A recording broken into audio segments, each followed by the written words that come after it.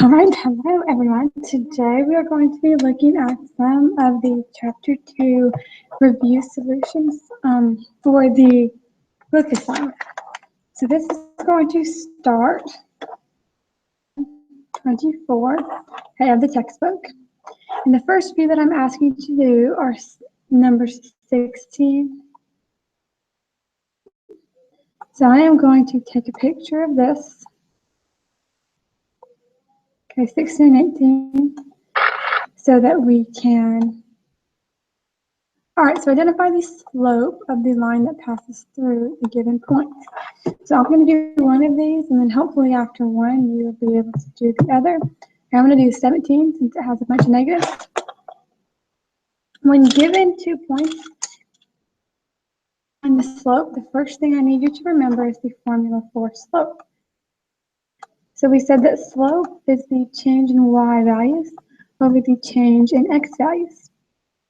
Another thing we said that we can write this as y2 minus y1 divided by x2 minus x1. So we have it, I'm going to label them. And x2, y2. From there, we're going to plug into the formula. So we're going to replace y1 with a negative 3 minus 4 divided by x2, which is a negative 2. Negative 3 minus 4 is negative 7. Negative 2 minus 4 is negative 6. The fraction doesn't simplify as far as the 6 and the 7, but we can divide both by negative 1. So my final answer is going to be positive 7 over 6. Okay, so you can use that as an example to try number 6 on your own. If you were not aware, all of these answers are in the back of the book so that you can try them and check to see if you're getting them correct or incorrect. Okay, the next one, 20, to write the equation for line and slope-intercept form, given the slope and the y-intercept. To know is slope-intercept form and what it is. Intercept form is the most popular, probably everyone's favorite. Y equals plus b. And they give us the y-intercept, which is also the b, which is the same as the m. So all I'm looking for here is for you to replace m with negative 3 and replace b with 4. Y equals negative 3x plus 4.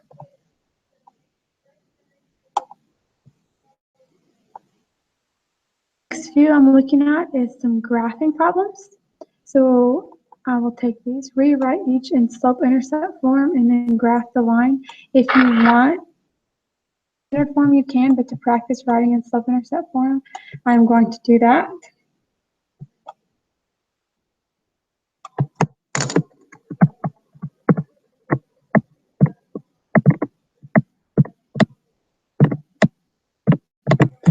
All right, so I'm asking you to do 22, 24, and 25. So I'll do a couple of these, and then I'll leave a couple for you to try. So I'll do 2 and 25, and I'll leave you to do 24 on your own. Start, we want to make the slope-intercept form, which is y equals mx plus b. We start with 4x minus 2y is equal to 3. We need to take this 4x and I need to move it to the other side. Since it's a positive 4x, we are going to subtract 4x, which is going to cancel, and subtract 4x. So I now have negative 2y, negative 4x plus 3. I then have this times negative 2. The way to undo multiplication is to divide. So we're going to divide the negative 2y by negative 2. If I divide one thing by negative 2, I have to divide everything by negative 2. Y equals double negative, negative 4 divided by negative 2 is 2x, 3 halves. If you don't like 3 halves, you could replace this with negative 1.5. Once we get it in y equals mx plus b, we're going to do our best to graph this line. And when we graph on x, y axis, we're always going to start with the y-intercept. So even though we have a half, it's not going to be perfect. I'm going to come find -1.5. From there, we're going to use the m, or the slope, to continue this line. If there's no run, we can drop a 1. 2 over 1 tells us we're going to go up 2 and to the right 1. Up 2, up 2, and to the right 1. Once you get 1 or 2 dots, to finish this problem, to graph it, I am going to connect them as best as I can with this line. Okay, so we want to try to make sure the line goes through all the points. And we are done with that one.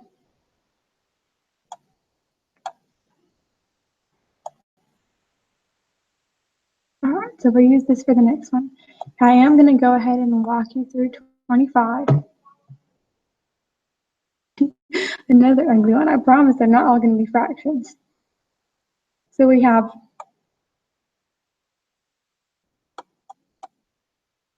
oh yeah, we have 3y is equal to 5. So again, I want to isolate the y, get y equals mx plus b, so I need to take this plus x and move it to the other side.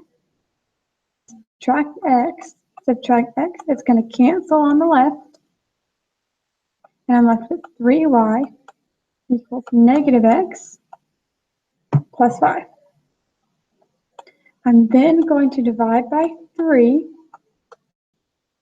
and I'm left with y equals -1/3 x plus 5/3. Now again, this is kind of an ugly one. 3. If you put this in your calculator right here, this 5/3, I think it's going to give you like 1.66 or something like that repeating. And do the best we can just to kind of estimate. So this time I'm going to put my y-intercept just under 2. My slope is -1/3. So either in your mind you can think about this as -1/3 over -3. The negative can only be in one place. You're at the top is negative, that means we're going to go down 1 and to the right 3. Go up 1 and to the left 3. You get 1, 2, 3 points. We're going to come, let's see if this will let me.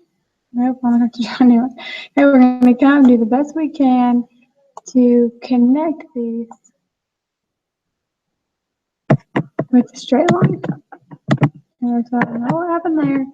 Again, the y-intercept we said was 5/3, which was about 1.66.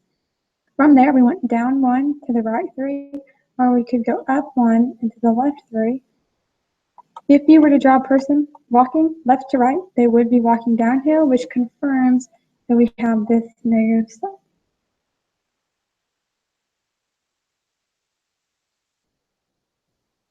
Okay, the next few that I'm asking you to do is write the equation in point-slope form.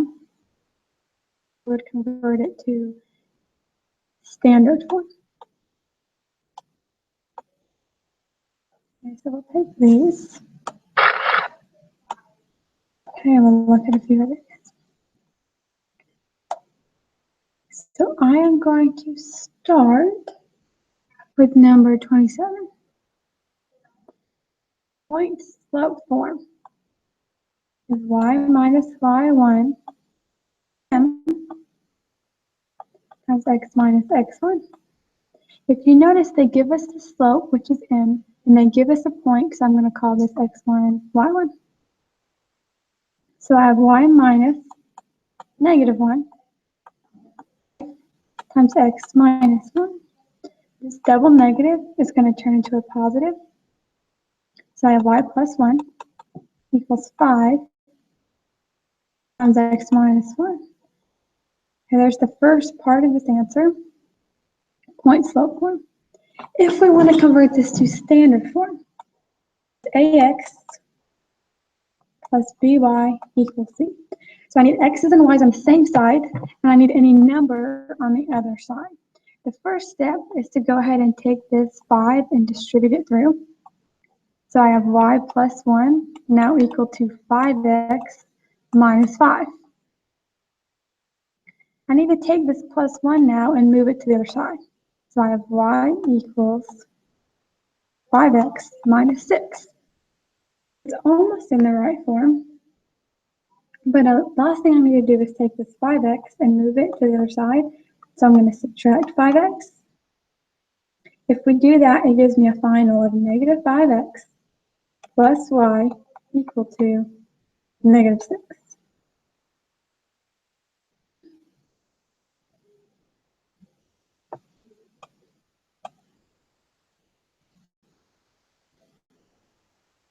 The next one, and it actually asks us to do the same thing, but this time we're given 2 points.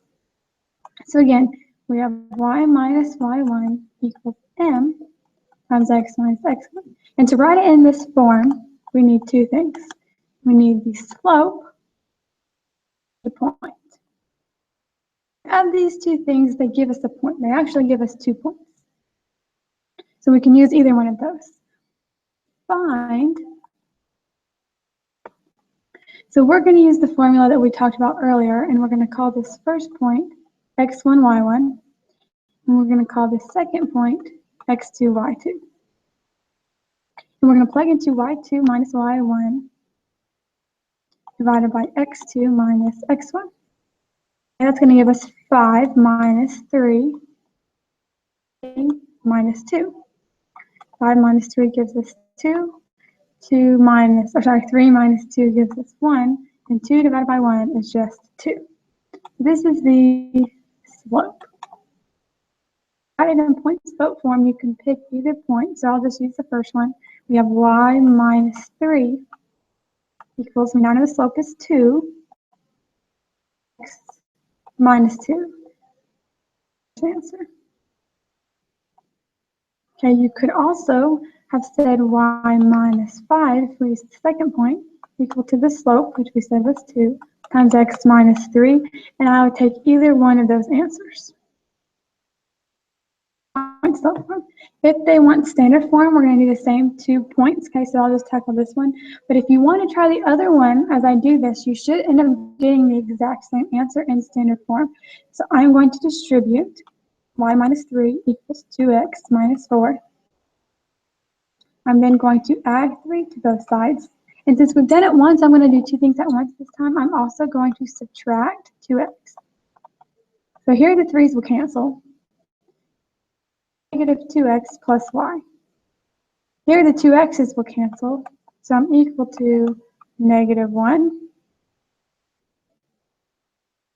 I guess I can go ahead and show it just to show you this is the same line. If I do the same thing over here, minus 5 equals 2x minus 6. Add 5 and subtract 2x. So again, the 5's cancel, and I have negative 2x plus y. The 2 x's cancel. Negative 6 plus 5 is still going to give us negative 1. So even though we're using 2 different points, you'll see how at the end of the day, it's the exact same line. Yeah, which is kind of cool. So there's 29. Got 30. Okay, 30 says write the equation parallel through this point. Point slope form for this because I want you to have time to get through all of these. X plus 2y equals 6. So something that we need to parallel lines have the same. So we need to find the slope of the line that we're given, and we can use it to write the equation through the point 8,3. Easiest to find the slope when it's in y equals mx plus b, because then the slope is whatever number to the x. I'm going to take this x and I'm going to subtract it to move it to the other side. This is cancel. I have 2y equals negative x plus 6. divide everything by 2. So I have y equals negative 1/2 x. And I don't really care about this plus 3. What I care about is the slope. So m equals negative 1/2. Because again, we said parallel lines have the same slope. I have a point, which again we can call x1, y1. So to write it in point slope form, I'm going to take y minus y1, which is 3, and set it equal to negative 1/2 times x minus x1, which is 8. And I am done.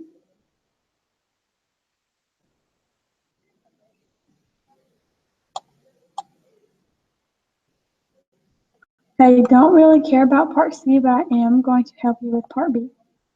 Okay, same thing. We have x plus 2y equals 6. I'm going to do the same thing. I'll subtract x, which if you already have, you don't have to rewrite it again. I just already cleared it. I have negative x plus 6. Divide everything by 2. I get y equals, again, negative 1/2 x plus 3. Okay, this time they tell us perpendicular. So we have to remember what we know about perpendicular lines. Perpendicular lines have opposite reciprocal slopes. The thing you can say instead of opposite reciprocal is the flip. So we're given negative 1/2. What we're going to do is take negative 1/2 and turn it into 2/1. And then opposite says since this was positive, or sorry, since this was negative, we're going to use positive. So the slope that we're going to use is positive 2. So when I write it through the point, again, I get y minus y1, which is 3, 2 times x minus x1, which is 8. Again, we have our x1 and our y1.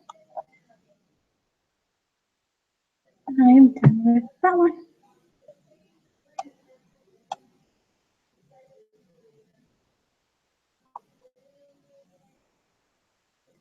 Okay, the next few I asked you to do are 34 through 39.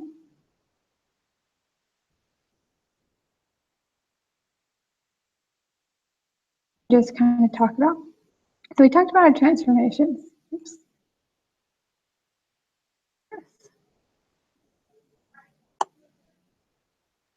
Okay, we talked about our transformations to a given function. So we're going to use y equals f of x. 34. We want to translate 2 units to the left. The first thing that you need to know is when we go left and right, we're always going to have that 2 on the inside. So I'll put my f, I'm going to put x, and I'm going to put a 2.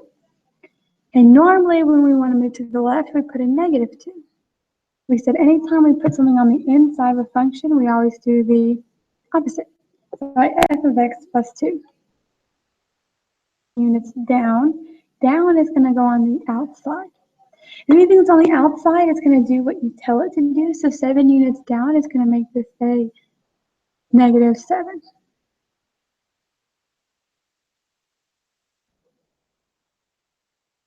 Okay, I'll come down here and do 35. We have y equals f of x. And again, this time we have 5 units to the right. So left and right is going to go on the inside. Side always is the opposite. So if we want it to go right, we're going to put a negative 5. Okay, the last part is reflected across the x-axis. If we ever want things to reflect, we're going to put a negative. We want to reflect it across the x-axis. Put a negative on the outside of our function. Last one here, 36. Okay, 36 says that it's going to go up, so we have y equals of x. Go up, we're going to put it on the outside. It does what it says, so I'm going to put up. Okay, the last one reflected across the y-axis. We put this in our notes, but I'm going to be honest, we don't do this a lot. So I'm just going to tell you this one. If you ever want it to reflect across the y-axis, you're still going to use a negative, but you're going to put a negative on the inside.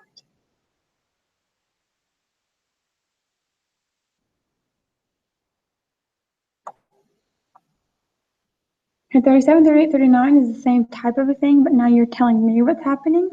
So we have a negative 4 on the outside, which is going to move this down 4.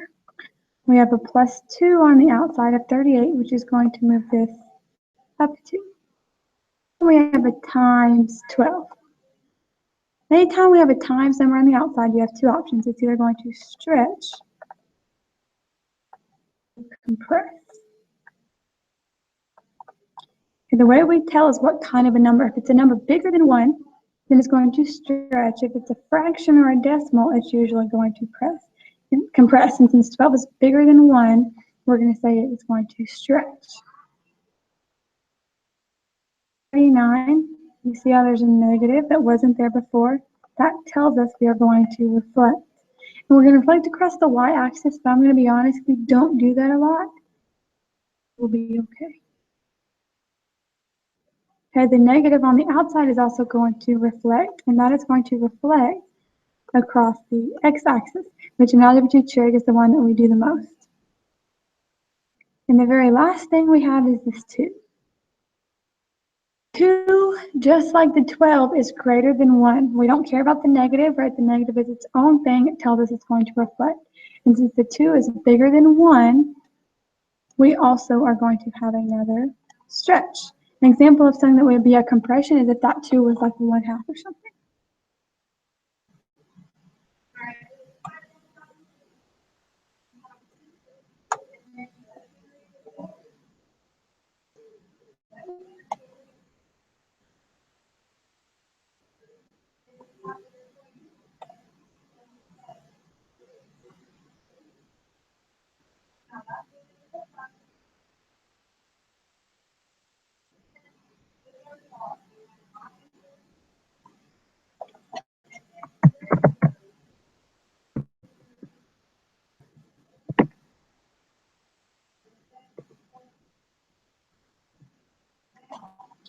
All right, so we'll do a couple of these, and then we will be done. Okay, this time says write the equation. Here, this tells us the equation for absolute value functions. Okay, if they tell us, just like in the last one, it's going to go up 4 and right 2, we're going to replace the h and the k. Okay, so for 40, we have y equals x. Right 2, we're going to use the opposite, so negative 2 on the inside, plus 4 on the outside. Okay, I'll do one more. Let's look at 41. They give you the vertex, they're giving you h and k. So y equals absolute value of x. Negative 3, it's going to turn into a positive 3. If k is 0, right, there's like a plus 0. But you don't really need that plus 0, so I'm going to circle without it.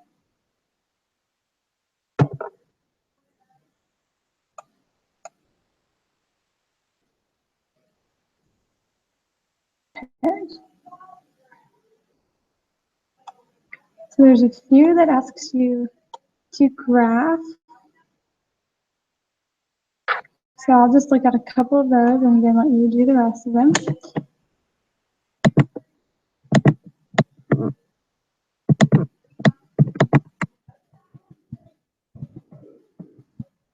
So I'll do a couple of the more difficult ones and let you do some of the other ones on your own. So I'm going to first look at 46. What I want to note is the vertex. This is the H and this is the K. Okay, but just like we did in the previous few problems, anything on the inside, we're going to use the opposite. So instead of negative 2, we're going to use positive 2, 3. So that's what I'm going to graph first, positive 2. I'm then going to look at this out in front. Now the transformation, this negative tells me this is going to reflect. And the 1/4, here's an example of what we call a compression. Okay, reflection, compression. But this also, for absolute value, is going to tell me the slope of these two lines. So from my vertex, I'm going to go down 1 and out 4. Absolute value graphs always look like a V. So I'm also going to go down 1 in the other direction, 4. Ignore these ugly lines, but once I get the vertex and a couple of points I know it to be, I can do my best to fill in the rest of it.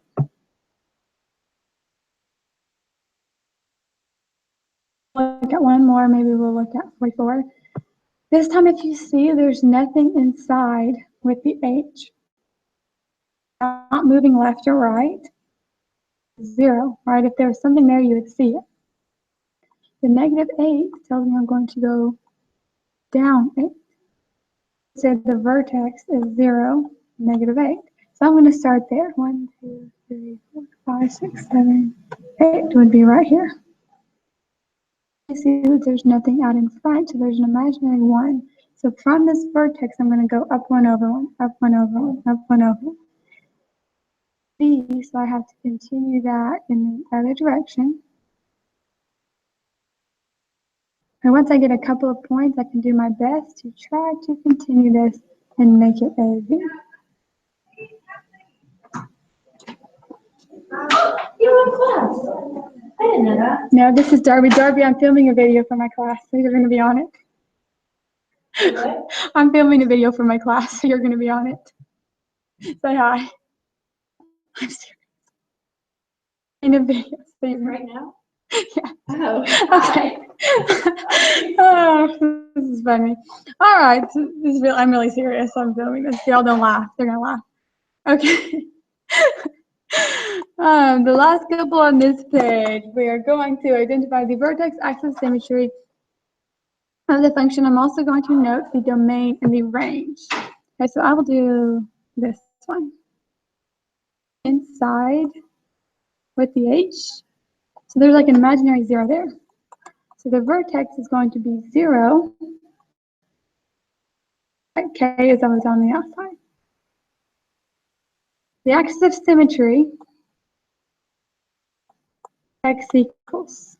And it's always going to be whatever the x coordinate of the vertex is, which we said was 0. Domain of absolute value functions is always all real numbers. Range. Okay, domain is the x values, so range is the y, so I'm going to put y, and the y coordinate of the vertex is a 2. Okay, without graphing, we can look right here and see this negative. This negative is going to take a v that normally opens up.